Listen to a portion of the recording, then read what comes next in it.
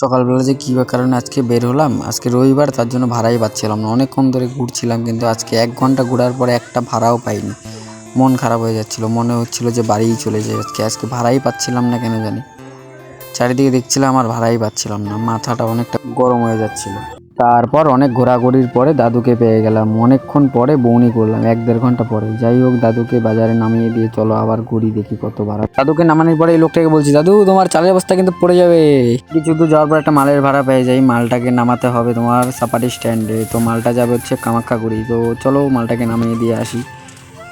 চলো গাড়িতে বসে পড়লাম, এবার চলো যাওয়া যাক। মালটাকে নামিয়ে দিয়ে পরে আবার রোডের দিকে যেতে হবে। এখন দুপুর টাইম, তো ভাড়াটা ভালোই হবে। সাপার স্ট্যান্ডে মালটা নামানোর পরে একটা আন্টি ডাকলো, ডাব খাচ্ছিল। তো উনি বললো যে কিছুক্ষণ দাঁড়াও, আমি আবার যাব। পরে কিছুক্ষণ ওখানেই দাঁড়িয়েছিলাম।